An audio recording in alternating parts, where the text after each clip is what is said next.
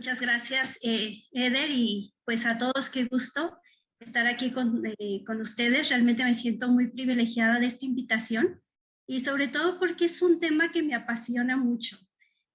Hace algunos años estaba trabajando en MAVE, en el área de investigación y desarrollo de nuevos productos, y en ese momento me hicieron la invitación a servir dentro del Ministerio Estudiantil.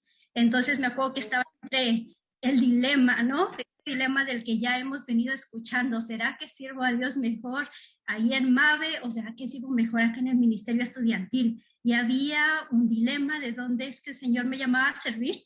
Pero una de las cosas por las cuales sentí que el Señor me llamaba a servir dentro del Ministerio Estudiantil era la posibilidad de ayudar a otros a entender una visión bíblica del trabajo. Yo decía, bueno, si yo me voy al área empresarial, voy a poder hacer un impacto ahí. Pero imagínense, yo pensaba, imagínate, cada estudiante al que podemos llegar a través del Ministerio Estudiantil, y si cada estudiante entiende el Evangelio, ve la relevancia del Evangelio y cómo el Evangelio permea todas las áreas de la vida, yo dije, este impacto se va a multiplicar, porque entonces tendremos cristianos haciendo un impacto en la empresa, en la educación, en la política, en gobierno, en todas partes. Entonces ahí fue cuando sentí que el Señor me llamaba al Ministerio Estudiantil. Así es que este tema me apasiona. Tenemos muy poco tiempo. Yo decía, hay un taller de 1 hora, es un desafío, pero bueno, vamos a tratar de hacer lo mejor que se pueda. Y para esto les voy a pedir que participemos todos. En un taller se busca la participación y eso es algo que me gustaría ver con ustedes. Entonces, antes de avanzar, un poquito más, me gustaría que 2 o 3 personas, no tiene que ser todo porque tomaríamos mucho tiempo, pudieran compartir básicamente su nombre, de dónde son y dónde trabajan, y una expectativa del taller. Bueno, nombre, no tienen que decir de dónde son, nombre, en qué trabajan y una expectativa del taller. 3 personas nada más, por cuestión de tiempo. ¿Quién se anima? Pueden abrir su micrófono o pueden poner el chat. Vamos, Itzel. Hola, buenas tardes. Soy Itzel Guerrero. Trabajo en la Secretaría de Relaciones Exteriores en temas de derechos humanos. Es por ello que me interesa el taller, conocer cuál es mi misión, llevando temas tan relevantes para las personas de todo el mundo. Muchas gracias, Itzel. 2 más. Buenas tardes. Mi nombre es Daniel Martínez Febreo. Soy pastor de una iglesia cristiana. También soy licenciado en Derecho. Y pues mi idea es no solamente cómo conciliar las dos cosas en lo personal, sino también en la iglesia. Excelente, Daniel, gracias. Edith, me parece que también querías participar. Sí, buenas tardes. Mi nombre es Edith. Soy maestra de educación primaria y pues la expectativa que tengo es a tratar de aprender, de conocer también de las experiencias de ustedes. Muchas gracias. Bueno, pues... institución pública y una institución política. La Iglesia para este concepto lo creó Solón, casi te digo 600 años antes de que viniera Cristo a la tierra. Este concepto básicamente era una asamblea pública donde ahí se tomaban las decisiones que afectaban a toda la comunidad. Cuando había un asunto que debería de tratar la comunidad, se convocaba a la eclesía, que era una asamblea, era formada por ciudadanos griegos, tenían que ser mayores de 18 años, se juntaban en plaza pública y ahí decidían lo que se iba a hacer con respecto a cualquier asunto que tenía que ver con la ciudad. Este concepto lo adoptaron cuando vienen los romanos y el Imperio Romano derroca al Imperio Griego, ellos adoptan esta eclesía. Esto te lo menciono porque cuando el Señor Jesús les habla de que nosotros un propósito de vida, es decir, Jeremías ni siquiera había nacido y Dios ya había determinado su oficio profético, uno de los del propósito de vida. Y aquí, al hablar de propósito de vida, déjenme usar el ejemplo de un árbol, donde la médula o alguna contribución, con todo gusto, como yo solo veo algunos cuando comparto pantalla, Pueden interrumpir, pueden pedir la palabra y con todo gusto podríamos desarrollar un poquito alguna. De palabra o de hecho, en el nombre de Jesús. De eso se trata, en el nombre de Jesús. En Noruega había un señor que comenzó a entender, cuando Noruega era un país muy, muy pobre, lleno de pastores de ovejas, completamente.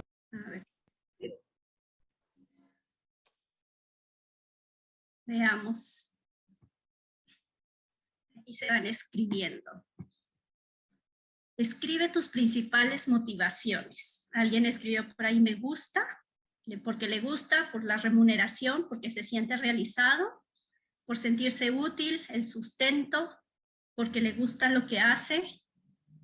¿Algunos más?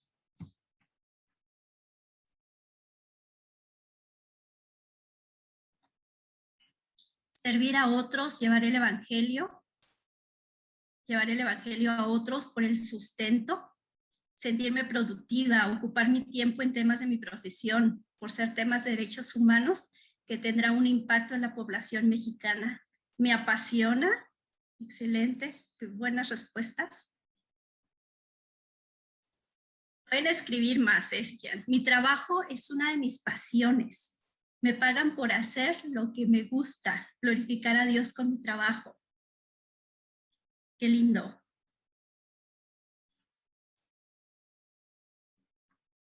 Bueno, si alguien más se anima a escribir, ahí podrá escribir. Entonces vamos a dejar esto por aquí. Y esto al final nos ayudará a que evaluemos después de ver todas las otras cosas, ¿no? Dice, amor hacia las personas, glorificar a Dios, servir, ejercer mi profesión, que mis padres estén contentos de ejercer lo que obtuve con su apoyo. Que bueno, yo creo que ya más fueron al link y están escribiendo y eso es muy bueno. Al final también puedo pasar esa presentación de lo que cada uno escribió, ¿no? Me gusta mi trabajo, el compañerismo con los demás, servir, amor hacia las personas. Excelente. Bueno, ahí ustedes mismos pueden leer lo que las demás están escribiendo. Voy a dejar de compartir. Entonces es bueno que veamos cuáles son nuestras motivaciones para ir al trabajo. Voy a regresar a la presentación. Ya veo que siguen escribiendo ahí. Qué bueno que están animados a seguir escribiendo.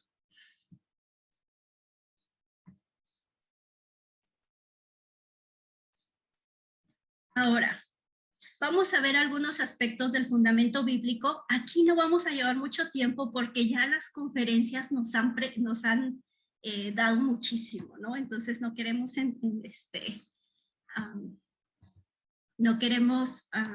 tomar mucho tiempo en eso. Pero una de las cosas que quisiera que ustedes se grabaran es que tu trabajo es uno de los mayores campos misioneros que no ha sido alcanzado.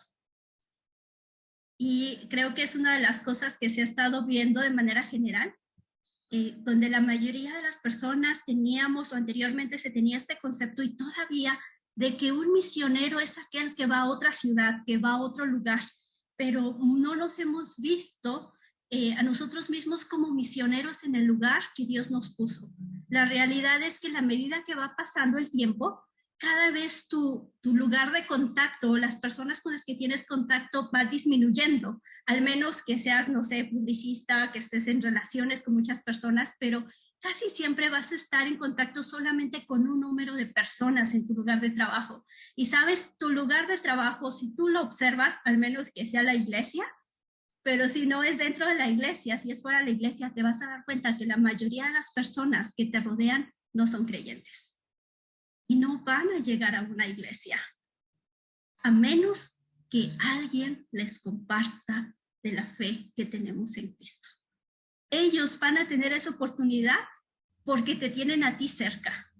Entonces, tu lugar de trabajo es un campo de misión que no ha sido alcanzado.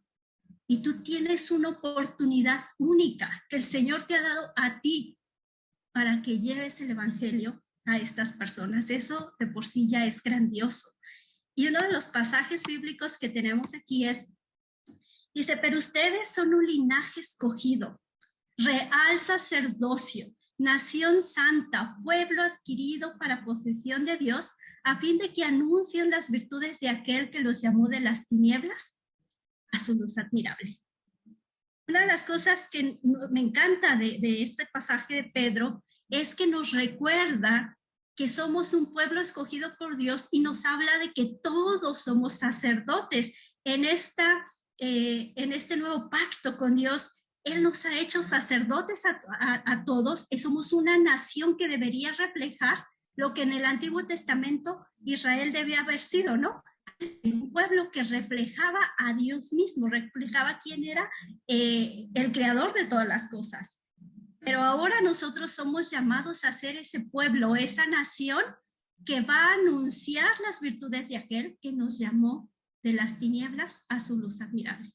Entonces todos nosotros somos llamados, no solamente unos cuantos. Estas palabras Pablo se los dirige a todos los que están dispersos en diferentes lugares. Ellos están siendo perseguidos a causa del evangelio y han ido a diferentes lugares y están sufriendo persecución. Y ahí, en el contexto donde está rodeado de gente que no es creyente, ahí es que son invitados a ser este pueblo adquirido por Dios, esta nación santa que refleja a Cristo.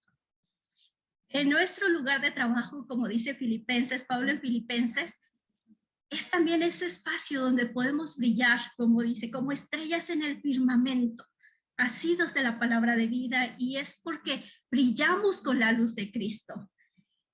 Y otro de los pasajes que me encanta mucho es 2 Corintios 5 del 18 al 20, donde Pablo escribe a la iglesia de Corinto y les dice, y todo esto es un regalo de Dios, quien nos trajo de vuelta a sí mismo por medio de Cristo y nos ha dado la tarea de reconciliar a la gente con Dios. Pues Dios estaba en Cristo reconciliando al mundo consigo mismo, no tomando en cuenta el pecado de la gente, y nos dio a nosotros este maravilloso mensaje de reconciliación. Y quiero resaltar lo que dice aquí, así que somos embajadores de Cristo. Dios hace su llamado por medio de ¿quiénes? Por medio de nosotros. Hablamos en nombre de Cristo cuando les rogamos, vuelvan a Dios. Y aquí voy a dejar de compartir. Este pasaje en Corintios nos habla que somos embajadores de Cristo. ¿Qué características tiene un embajador? ¿Alguien que quiera?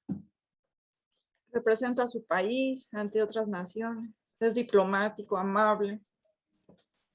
Es el diplomático más importante que llega a otra nación para representar a alguien más. No se representa a sí mismo. Representa a alguien más.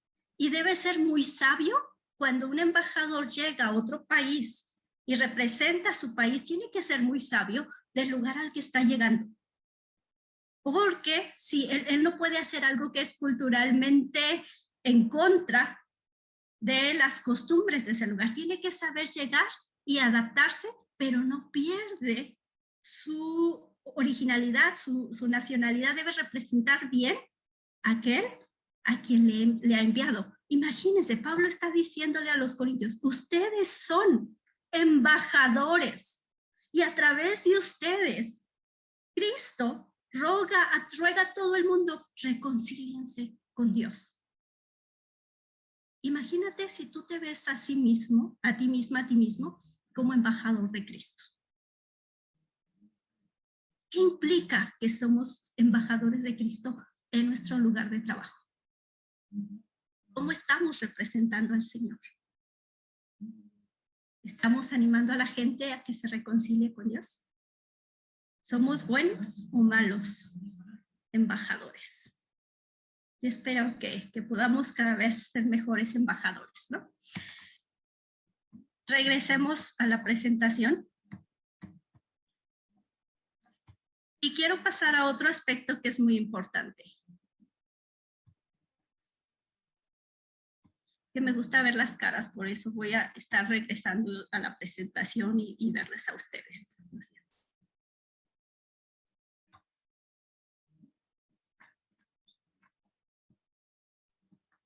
Ahora, una de las propuestas que hace Pedro, la carta de Pedro es muy rica para entender el rol que tenemos en la misión de Dios.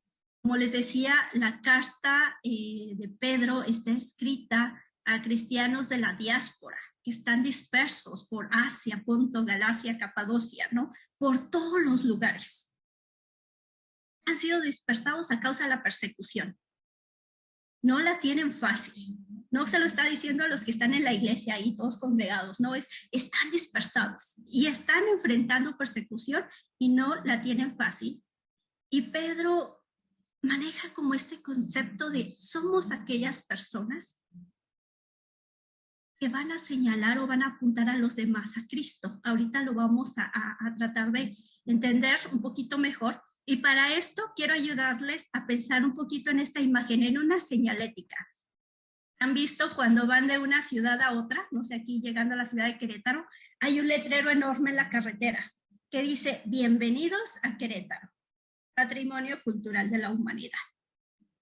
Cuando pensamos en cuál es la función de esas señaléticas y cuáles son las características que tienen estas señaléticas, ¿qué características se les ocurren que estas señaléticas tienen? O estos señalamientos. ¿Qué cosas las integran? ¿Tienen imágenes? Uh-huh. ¿Qué más? Son llamativas. Sí, son llamativas, ajá. Y tienen imágenes, pero no todas son imágenes, ¿no? Otras que tienen palabras, ¿no? Bienvenidos a Querétaro. Entonces, ¿tienen algún contenido? Perdón, Eder, ¿ibas a comentar? Sí, que tienen alguna invitación, ¿verdad? Al lugar y pues algún mensaje como cortés. Sí, tienen un mensaje, tienen palabras ahí, ¿no? Hay un mensaje que es importante comunicar. ¿Qué otras características tienen estas señaléticas o señalamientos? Es un mensaje concreto y conciso. Es un mensaje concreto. Uh-huh. Tienen que ser muy visibles también. Ajá, son visibles. ¿Qué más? Colores, diferentes colores. También tienen que llegar al cerebro de cada quien. Siempre utilizan mucho la neurociencia para que produzca una reacción dentro de los seres humanos y que puedan, ya sea X producto, puedan llegar a comprarlo en el caso de que sea un producto, por ejemplo. Entonces, por eso va la variedad de colores, un mensaje muy específico que tenga una reacción a los individuos.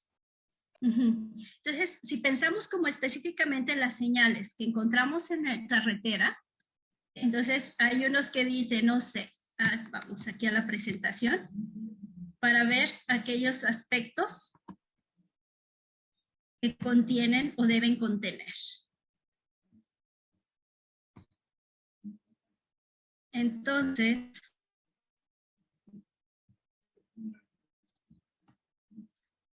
aquí tenemos un ejemplo.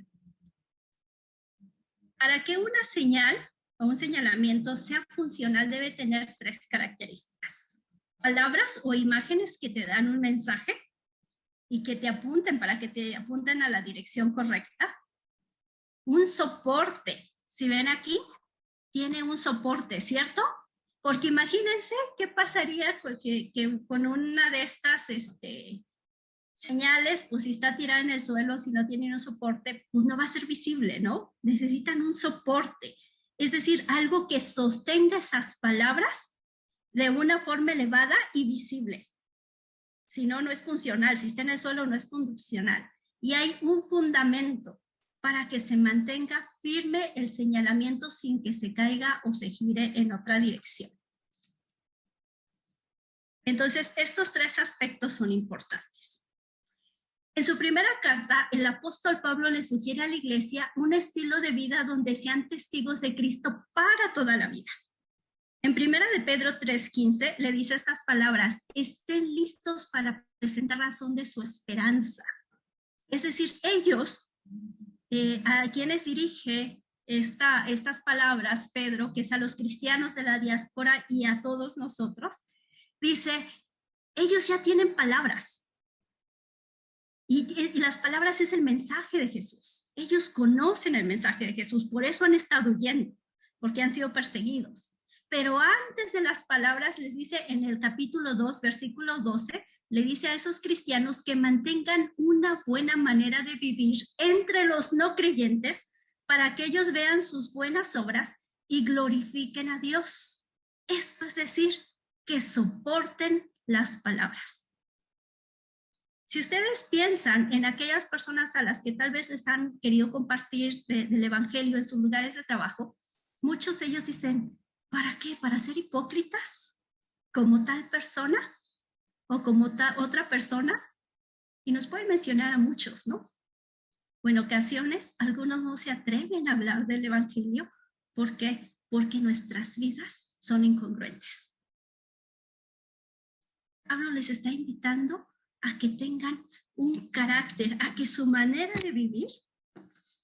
Dice, Pedro espera que los seguidores de Jesús sean personas que se tomen el tiempo para otros, que respeten a las autoridades, que no vivan solo para sí mismos, que actúen con integridad, que no paguen mal por mal ni insulto por insulto, que bendigan a las personas que hacen de su vida un infierno. Solo lean la primera carta de Pedro y se darán cuenta que a todo eso les está invitando.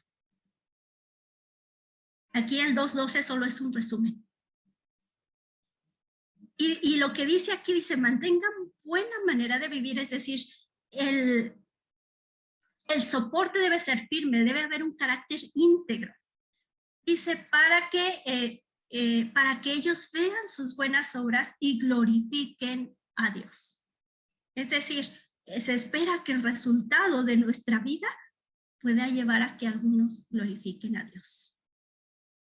Para Pedro, vivir para Cristo y predicar a Cristo son dos caras de la misma moneda. No es que solamente hablo o algunos otros cristianos dicen, no, pues es que yo me porto bien, ¿no? Pero nunca hablo el mensaje de Cristo. Ambas cosas van de la mano. Y Pedro espera también que si vivimos vidas contraculturales, tarde o temprano, y esto debería pasar o sí, aquellos que están a nuestro alrededor empezarán a hacer preguntas que podremos contestar explicando nuestra esperanza en Jesús. Eso debería pasar. Tengo una sobrina, ella estudió psicología y actualmente trabaja en el Cerezo, en la cárcel del estado. Cuando ella llegó, dijeron aquí, todos terminan al final haciendo lo mismo, ¿no? Es como que solo el ambiente es muy pesado, es muy pesado. Y ella ha entendido esta parte de ser esa señal viva, ¿no? Esperar a que le pregunten por qué eres diferente, ¿no? Y ella decidió vivir para Cristo y hacer su profesión de tal manera que la gente empezaba a preguntar, ¿por qué eres diferente? ¿Saben que llegó a tener 200 personas que tenía que atender en la cárcel? Porque dentro de la cárcel, entre los presos, se empezó a correr la voz que había una psicóloga que sí se interesaba por los presos. Entonces empezaron a pedirla a ella. Ella nos ha contado tantas de las historias, pero algo que pasó esta semana que nos quebró el corazón a todos. Que ella salió una noticia en el diario de Querétaro. Uno de los internos estaba ahí cumpliendo una condena de 60 años, 65 años, perdió la vida. Era alguien a quien alguien quería atender y ella estuvo atendiendo. Empezaron a ver un cambio tan grande en él. Él dio su vida a Cristo. Él dio su vida a Cristo. Pero después por decisiones del gobierno, decisiones internas, le quitaron, se lo desasignaron y esta semana él falleció. ¿Qué impacto tuvo ella en la vida de este hombre? Y aunque ella lloraba, ¿no? Llorábamos con ella porque esta noticia la recibimos este martes apenas. Y decíamos, pero tú hiciste tu trabajo. Él no tenía esperanza, nadie lo quería atender porque era de los malos, malos. Es más, lo tenían siempre en separos. Pero tú te interesaste, le serviste, él preguntó por qué eras diferente, tú le hablaste del evangelio y ahora seguramente está con Cristo. ¿Qué impacto cuando hacemos nuestro trabajo y vivimos vidas que se empieza a correr el chisme, pero el chisme bueno? Y también el chisme de ellos no van a aceptar soborno. No, a ella ni le digas porque no va a ser así. Nuestras vidas, nuestro carácter debe soportar, porque sin ese carácter el mensaje no es relevante. Pero cuando damos las palabras y está sostenido por un carácter que refleja integridad, entonces habrá un impacto. Pero viene lo más importante y es el fundamento. ¿Cuál es el fundamento? O sea, sin ese fundamento sí podemos tener estructura, pero se puede caer. Sin el fundamento se puede mover. ¿El fundamento quién es? El fundamento es Cristo. Y lo que Él ha hecho por nosotros. Entonces,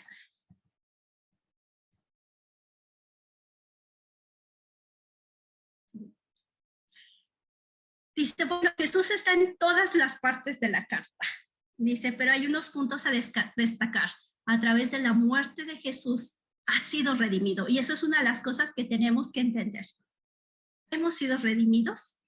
Esa era la decisión antes de la creación. Y a través de la fidelidad de Jesús hemos sido restaurados, ha sido restaurado. Y a través de su sufrimiento ha sido reconciliado con Dios. Jesús, fundamento de este señalamiento y el fundamento de nuestras vidas. Y ahí podríamos entrar más. Importante entender que Él es nuestro fundamento, pero por tiempo vamos a movernos. Voy a regresar brevemente al tema de las palabras. De Pedro 3:15 al 16, Pedro les dice, en cambio, adoren a Cristo como el Señor de su vida. Y si alguien les pregunta acerca de la esperanza que tienen como creyentes, estén siempre preparados para dar una explicación, pero háganlo con humildad y respeto. Mantengan siempre limpia conciencia. Entonces, si la gente habla en contra de ustedes, será avergonzada al ver la vida recta que llevan porque pertenecen a Cristo. Y hay 6 cosas aquí que quiero resaltar. No todos somos evangelistas en el sentido de la palabra como la conocemos tradicionalmente, ¿no? Hay gente que es buenísima, ¿no? Le comparte al que está en el camión, al de la panadería, o sea, hay gente que tiene este don del evangelismo muy natural. No todos somos esa clase de evangelistas, pero estas palabras fueron escritas para cada miembro de la iglesia. Todos deberíamos estar preparados y ser capaces de explicar nuestra esperanza en Jesús. Deberíamos vivir con la expectativa real de que las personas nos van a preguntar acerca de nuestra fe. Todos estamos llamados a explicar nuestra esperanza, la cual no es lo mismo, y quiero aclarar, no es lo mismo que ganar una batalla intelectual. El Señor no nos llamó a ganar batallas intelectuales. No necesita, Dios no necesita que nadie lo defienda. Nosotros no somos llamados a defender al Señor, solo a explicar nuestra esperanza.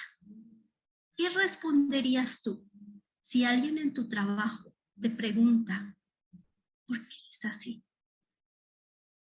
¿Qué diferencia hace Cristo? ¿Qué esperanza da Cristo a tu vida? Es algo que deberías tener presente y estar preparado, porque así lo dice, ¿no? Tú deberías tener claro ¿Qué respondería si alguien en el trabajo me pregunta por qué soy así? Debemos hablar, dice Pedro, con amabilidad, no a la defensiva, agresión o con una sensación de superioridad moral, que es de lo que nos critican mucho a los cristianos, porque pareciera que nos sintiéramos superiores. No se trata de nosotros, se trata de Jesús. El mensaje se trata de Jesús. Por eso es que las señales apuntan a una dirección, a un mensaje. Nuestras vidas deben apuntar hacia Jesús, debemos hablar de Él. Cuando las personas nos preguntan acerca de Jesús, deberíamos tener un poco de temor. La palabra griega aquí, no la puse, perdón, dice, pero habla de una oportunidad y responsabilidad. Es decir, puede ser que tu compañero de trabajo sea la única oportunidad que tenga de escuchar el Evangelio. Y tú tienes una responsabilidad. Imagínate que debe haber un temor reverente en ese sentido, ¿no? Que tenemos por compartir a Jesús a quienes aún no lo conocen. Y ahora aquí dice, debemos adorar, así empieza. En cambio, adoren a Cristo como el Señor de su vida. Necesitamos adorar a Cristo como el Señor. ¿Por qué no hacer nuestro motivo de oración diaria el serle testigos en nuestro lugar de trabajo? Imagínate que empiece a cambiar tu perspectiva. Mi esposo trabaja en gobierno federal, en el área de aseguramiento al campo. Y yo siempre le digo, ay, mi amor, yo te envidio a ti. Digo, porque tú tienes tantas oportunidades de compartir el Evangelio con no cristianos y yo tengo menos porque estoy en el ministerio. Yo trabajo con otros que van a hacerlo, ¿no? Y yo no tengo tanto contacto como él. Al principio no me la cachaba. Cuando él empezó a entender esto, empezó a cambiar muchísimo. Él era de los que iba al trabajo, hacía su trabajo bien y se regresaba a casa. Pero ahora no. Ahora se interesa, ahora empieza diálogos y ahora ha tenido estas oportunidades de compartir el Evangelio. Y de hecho todo el mundo lo conoce como el chileno, ¿no? Pero saben que es íntegro. Está en el comité de ética ya por varios años, porque siempre lo apuntan a él, porque le conocen. Pero entonces él ha tenido la oportunidad de compartir el Evangelio. ¿Cómo vivimos nuestras vidas? Ahí. Por eso digo, ustedes que están en el campo de trabajo tienen oportunidades y tienen influencia y van a estar con personas que muchos de nosotros que estamos en el trabajo cristiano, por así decirlo, porque sabemos que todo el trabajo es cristiano, no tenemos. Yo no tengo las oportunidades que ustedes tienen, pero ustedes tienen oportunidades únicas. En la enfermería, no se diga, por ahí alguien decía que es enfermera. En la educación, en cualquier área que tú veas. Y bueno, sigamos. Y ahora vamos a hacer 2 ejercicios. Déjenme ver cómo voy de tiempo. Creo que voy bien, no voy tan mal. Vamos nuevamente a usar una plataforma. Y ahora quiero que llenen esto. Solamente es una palabra, ¿eh? Puedes escribir varias veces, pero solamente está permitida una palabra por respuesta. Y la pregunta es, ¿qué se te viene a la mente cuando digo la palabra cristiano? ¿Qué se te viene a la mente cuando digo la palabra cristiano? Y ahí está el link y ahí pon tus respuestas. Así, rápido. Si pueden ahí entrar al link. Y ahorita se los presento. Les presento los resultados.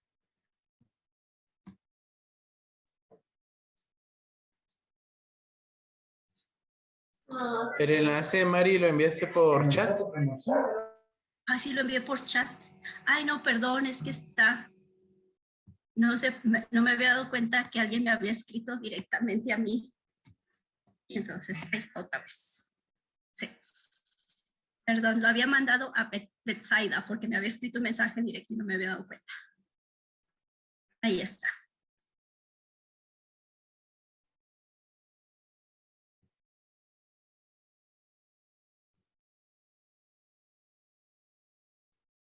Entonces, si pueden escribir.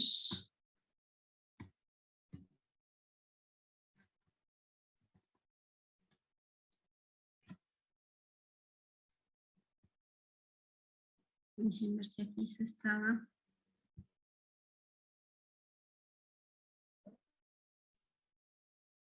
Pregunta 2, aquí está.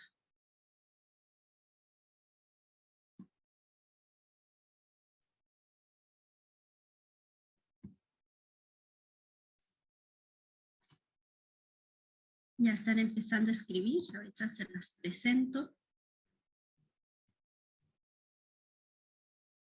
Mientras sigan escribiendo. Pueden escribir varias veces, pero solo una palabra.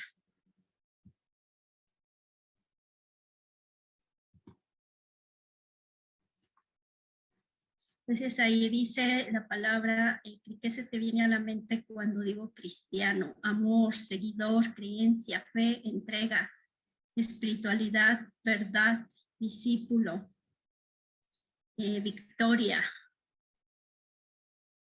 observadores, comunión, seguidor, Jesús, Dios, discípulo, vida. Muy interesante, ¿no?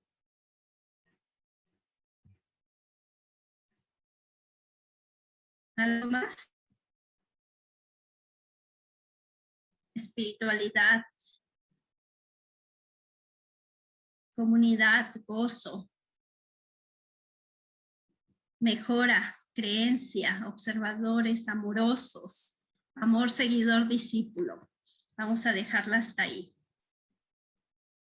Y ahora voy a decirles otra pregunta. Igual también voy a pedir que la llenen ahí. Nada más déjenme hacer. Entonces van a usar un link diferente ahora.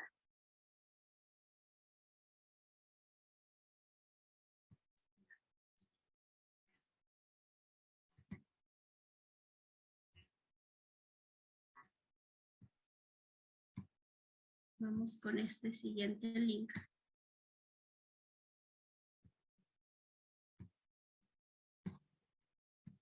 Ahora la pregunta es, ¿qué viene a tu mente cuando digo la palabra trabajo? Y quiero que pongan todo lo que se les viene a la mente cuando digo la palabra trabajo. Aquí en este nuevo link. En un segundo.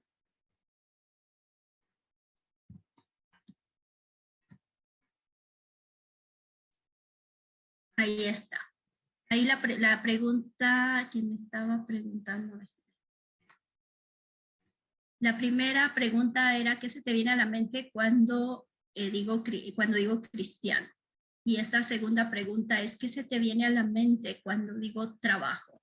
Igual, puedes escribir solamente una palabra por respuesta. Y ahorita les comparto cómo van las respuestas.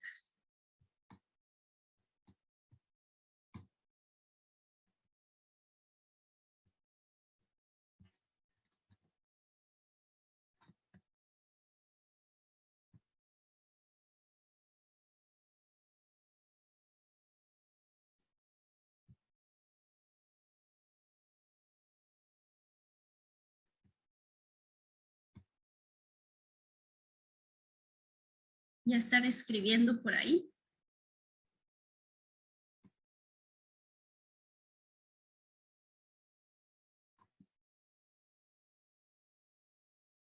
Pero todo, ¿eh?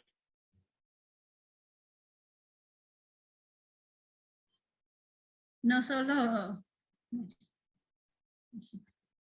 Aquí les voy a poner la presentación de lo que es resultados que están dando. Mira, ¿qué es lo que vemos? Responsabilidad, sustento, oportunidad, remuneración, compromiso, bendición, jornada, vocación, dones, servicio, mandato, reto, estrés, bendición, oportunidades, pago.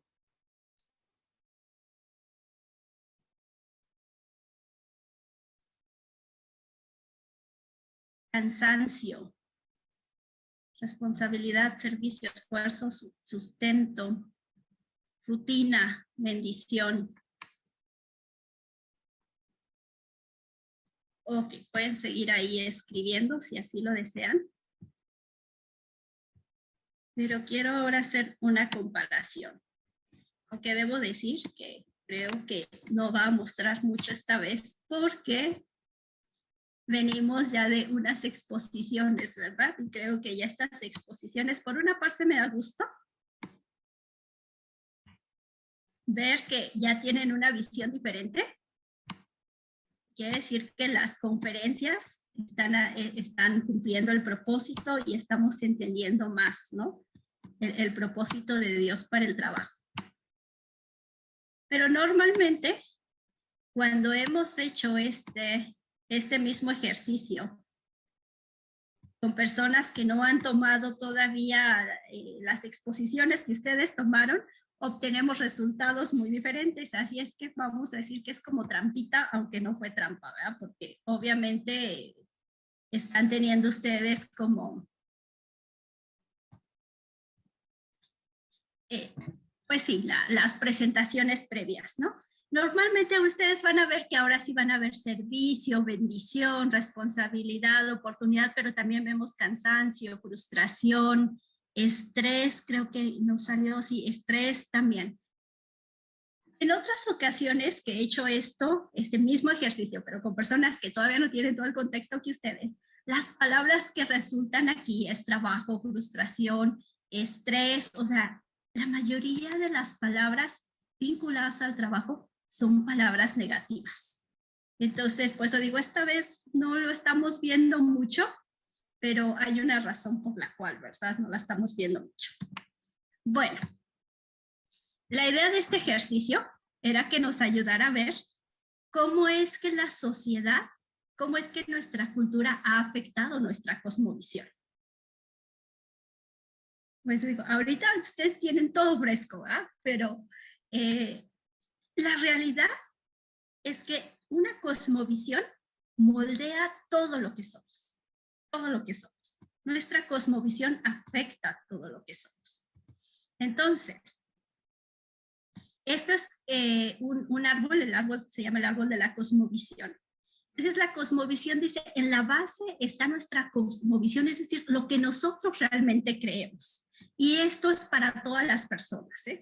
Para las personas que son ateas, dependiendo cuál es su cosmovisión, va a afectar todas estas cosas. Es decir, en el fundamento está lo que creemos, pero en medio, si se dan cuenta, el tronco parece que está apretado y es que la cultura nos afecta porque la cultura nos dice cómo debe vivir, presiona muchísimo y sin querer muchas veces empezamos a moldearnos, pero al final se refleja el carácter en nosotros, es decir, se debería reflejar la imagen de Dios y el fruto es lo que digo y lo que hago. Es decir, ahí es donde ya se ve realmente lo que creemos está vinculado con lo que hacemos. Pero dice aquí, seamos honestos, ¿alguna vez más de alguna vez has hecho algo que era incongruente con lo que afirmas? Ahora, voy a pasar rápidamente a algo que es importante, entender la cosmovisión bíblica. Necesitamos entender la cosmovisión porque todo, el trabajo, relaciones, dinero, todo tiene que pasar por esta cosmovisión. Y yo creo que ustedes lo saben, entonces solamente voy a enfocar algunos aspectos, ¿no? Entonces, la cosmovisión en el Edén, antes del pecado. Aquí vemos en esta primera imagen, dice que en la cosmovisión del Edén, el Señor, Dios, Jehová Elohim, Yahweh Elohim, él dice, el ser humano adora, confía y obedece a Dios. Todas las relaciones están bien. Entre el ser humano, las relaciones son de amor, de confianza, de cuidado, de honra, ¿no? ¿Qué dice el hombre cuando ve a la mujer? Este es hueso de mis huesos y carne de mi carne, será llamada varona, ¿no? Porque del varón fue tomado. Entonces, hay buenas relaciones y la relación del ser humano con la creación cuida, supervisa, administra la creación. Esa es la cosmovisión del Edén. Ahí todas las relaciones eran perfectas, todo cumplía con el propósito de Dios. ¿Qué sucedió con el pecado? Cuando entra el pecado, viene la caída. Y aquí dice que el ser humano no quiere que Dios sea Dios. Y dice, fabricamos dioses para que hagan lo que nosotros queremos hacer. La serpiente le dice a la mujer, con que Dios te ha dicho que si comes de ese árbol morirás. No vas a morir. La realidad dice que vas a ser como Dios, sabiendo el bien y el mal. Entonces, la esencia de la caída tiene que ver con que la mujer y el hombre ya no quieren que Dios sea Dios y que Él diga cómo debe ser todo. Ellos quieren tomar sus propias decisiones, ellos quieren decidir lo que está bien y lo que está mal, es decir, quieren sus propios dioses, que hagan lo que ellos quieren. Y vemos que la relación entre el hombre y la mujer se fractura. Ahora, la mujer, el hombre le echa la culpa a la mujer a la serpiente, y al final nadie acepta la culpa, ¿no? Y vemos que el hombre ahora se esconde de Dios, es decir, se rompe la relación con Dios, se rompe la relación del hombre con el hombre y se rompe la relación con la creación, porque ahora la creación se consume, se explota y se destruye. Ahora hay otro elemento, dice la cosmovisión en el mundo, pero en Cristo. Nosotros tenemos que ver que lo que estamos viviendo nosotros, nuestra realidad, estamos en esta última realidad. Es decir, estamos en el mundo, pero no somos del mundo. Ahora somos seguidores de Cristo, pero estamos en medio de una sociedad que corre en sentido opuesto. Mientras nosotros estamos aquí porque nuestra relación con Dios ha sido restaurada, la relación con otros, como consecuencia del evangelio, son restauradas o trabajamos en ese proceso de restauración, y también empezamos a tener una visión diferente de la creación, que es la original.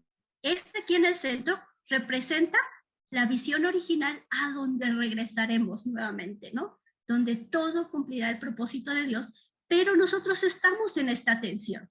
Por una parte, el mundo presiona, y nosotros estamos corriendo en una dirección contraria porque estamos en este mundo, pero no somos del mundo.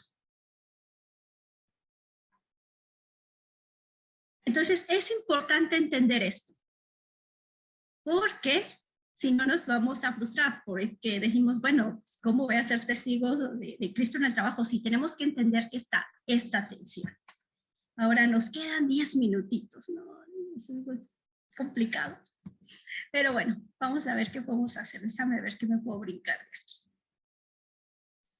Bueno, ¿cuándo se menciona por primera vez la palabra trabajo en la Biblia? Alguien que me diga. La primera vez.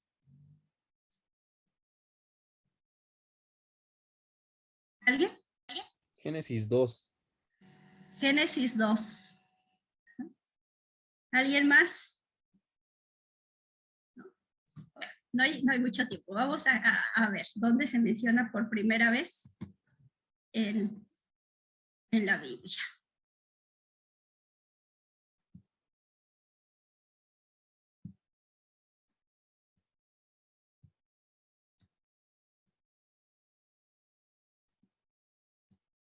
Génesis 2, efectivamente. Y en esta traducción, la traducción como la tenemos al español, dice la obra. En el séptimo día, ya Dios había completado la obra que había estado haciendo y reposó en el día séptimo de toda la obra que había hecho. Y Dios bendijo al séptimo día y lo santificó, porque en él reposó de toda la obra que le había hecho. Cada vez que menciona la obra, lo que está resaltado en negrito es la palabra trabajo en el original. Ahora, ¿qué palabra es usada aquí? En el original, en el hebreo, la palabra usada es melaka. Ahora, ¿cómo es que Dios trabajó? Porque aquí dice que en el séptimo día Dios ya había completado la obra. que había estado haciendo, es decir, Dios ya había hecho Melaca. Si pensamos en Génesis 1, del 1 al 13, es el primer capítulo de la Biblia, ¿cómo podríamos describir o cómo describirían ustedes cómo fue el trabajo de Dios? Abran sus micrófonos ahí, para que sea rápido. ¿Cómo era el trabajo de Dios? Imagínense del 1 al 13. Progresivo, ordenado. Progresivo, ordenado. Con un propósito también. Tenía un propósito. Esmerado, porque no hace como hay unos árboles al ahí se va, sino hacía los mejores árboles. Detallista. Sí, de hecho, es curioso que al final de cada vez que hace algo dice, y vio Dios que era algo bueno. Evaluaba su trabajo, ¿no? Es un Dios creador, es un Dios ordenado. O sea, si pensáramos, hiciéramos una descripción, se necesita una descripción de puesto, se necesita Dios creador. Si existiera, ¿verdad? ¿Qué características le pondrías? Visionario, ordenado, ¿no? Compasión, que haga las cosas con amor, que sea creativo. Y empezamos a ver cómo es que muchas características de nuestro trabajo están reflejadas ahí, en Génesis 1. Porque Dios trabajó. Necesitaba un proyecto. No hizo todo de un jalón, ¿no? No dijo, hágase toda la tierra y todo pareció. No. Se fue ordenadamente, pero sabía dónde quería llegar. O sea, si analizamos, pues digo, no tenemos tiempo. Esto es parte de un taller mucho más amplio, donde vemos ahí con más detalle todas las profesiones, cómo se van reflejadas ahí, pero les animo a revisarlo, ¿no? ¿Qué tipo de profesiones ahí hay? Ahora, somos hechos a la imagen de Dios. Cuando vemos ahí en Génesis 1, del 1 al 13, dice, hagamos al hombre a nuestra imagen, a nuestra semejanza y ejerza dominio, ¿no? Y dice, y Dios creó al hombre a imagen suya, a imagen de Dios lo creó. Es decir, hay algo de Melaca en mí, en mi trabajo. ¿Cómo veo la Melaca de Dios en mi trabajo? Entonces, esta es la teología del trabajo. Melaca es el regalo de Dios de la creatividad. Y todos nuestros trabajos tienen algo de eso. Me voy a avanzar rápido porque no tenemos más tiempo, ¿verdad? Pero después tenemos Áboda. Es el regalo de Dios de la responsabilidad. Aquí es otra vez aparece la palabra, es otra palabra, pero también es la misma palabra para trabajo y es la palabra en el hebreo Áboda. Y dice aquí en el versículo 2 del 1 al 25, solamente nos vamos a enfocar en el 5 y en el 15, dice, aún no se cultivaba ninguna planta ni crecía ninguna hierba silvestre, dice, porque el Señor Dios no había hecho llover sobre la tierra y no había ningún hombre para que trabajara la tierra. Aquí, en el original, la palabra que se usa para trabajo es áboda. Y luego en el 15 se vuelve a usar áboda y se traduce para cultivar y cuidar.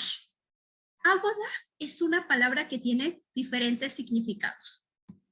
Y vamos a ver rápido los significados. Áboda, en Éxodo 3:12, se traduce como adoración. Dice que cuando haya sacado al pueblo de Egipto, ustedes adorarán a Dios en este monte. Es decir, la palabra trabajo es traducida como adoración, del trabajo como una adoración. Áboda también se utiliza para describir a los esclavos, ¿no? Áboda es la raíz de esclavo o esclavitud. Debo señalar que áboda es solo traducido como esclavitud cuando se usa entre un humano y otro humano. Entonces, en resumen, áboda es el regalo de Dios de la responsabilidad o el trabajo como el regalo de Dios de la responsabilidad. Se traduce como esclavitud, una actividad de una persona en beneficio de otro, un servicio donde voluntariamente elijo hacer algo para el beneficio de otros Y áboda, mi trabajo como adoración, una actividad que emprendemos en beneficio a otro, pero es un reflejo de nuestra adoración a Dios. No es para hacernos sentir bien, no es para nosotros. Entonces, ¿cómo mi trabajo podría bendecir a Dios y a otros? ¿Cómo lo que hacemos podría traer deshonra a Dios? Y voy a avanzar por cuestiones de tiempo. Aquí hay un resumen de áboda y melaca, como aquellas palabras con que se traduce trabajo. Entonces, en melaca, el trabajo de Dios involucra autoridad, creatividad, planeación, organización, logística. Su creatividad revela algunas dimensiones de su naturaleza. Nosotros somos hechos a la imagen de Dios, por lo tanto tenemos dones y habilidades para poder hacer melaca, es decir, hacer trabajos bien hechos. Cada vez que nosotros hacemos algo sumamente bien, algo grandioso, estamos reflejando algo de la imagen de Dios que creó. Cuando hacemos algo grandioso en el trabajo, en cualquier actividad, deberíamos pararnos por un momento para glorificar a Dios, que es quien nos dio esos dones. Somos creados para hacer melaca, es decir, hacer cosas grandiosas, cosas brillantes, usar nuestros dones para hacer cosas brillantes, pero brillantes ¿para qué? Para servir a otros. Nuestro trabajo debería ser una expresión de adoración a Dios. Debería ser una oportunidad para servir a otros y servirlos bien. Y finalmente el trabajo como el regalo de Dios para la vida. Debemos ver en el Edén, el trabajo no era un medio de la supervivencia, Dios les proveía todo era melaca y áboda, todo era trabajo grandioso y trabajo para el beneficio y el bien de otros y como una adoración hacia Dios. Era hacer cosas brillantes para la gloria de Dios, era el cuidado de la creación. Pero el pecado afectó nuestro trabajo. Entonces veremos que ahora dice, vas a trabajar, te va a costar más. Entonces el trabajo es dado por Dios también como un regalo de Dios para la sobrevivencia. A veces el trabajo es para sobrevivir, permitiéndote poner pan en la mesa, y eso está bien. Y ejemplos, ¿no? Tenía varios ejemplos, pero ya no tenemos tiempo. Pero la parte esencial la vimos y tenía varios ejemplos de cómo personas a lo largo de la historia, como William Wilberforce, que un cristiano apasionado, que tuvo un impacto grande para abolir la esclavitud. Arturo Gleason es una de las personas que admiro muchísimo y es un catedrático, investigador, político, actualmente está en África. Juntando todo esto, enviado por la universidad, por una iglesia, para ayudar a proveer agua a comunidades necesitadas. O sea, es increíble cómo ellos han entendido y han hecho. Pero hay otro ejemplo más, sí, antes de que nos cierren o no sé. Quiero hablarles de Celia. Celia es una mujer que trabaja haciendo limpieza en casa. Ella hace su trabajo excelente, pero saben que ella ha sido una portadora de las buenas noticias de Dios a donde ha llegado. A nuestra iglesia llegó toda una familia de dinero. Ellos estaban a punto de divorciarse, estaban muy mal, pero Celia llegó a trabajar con ellos y les caía bien porque hacía su trabajo con excelencia y siempre con amabilidad. Y le preguntó la señora, ¿por qué siempre estás contenta, Celia? Y ella le empezó a hablar de Cristo y ellos llegaron al Evangelio. Tu trabajo va a glorificar a Dios cuando lo hagas bien, brillante, porque es a Dios a quien sirves. Tu trabajo va a glorificar a Dios cuando tengas un... Encuentro Fe y Trabajo, México.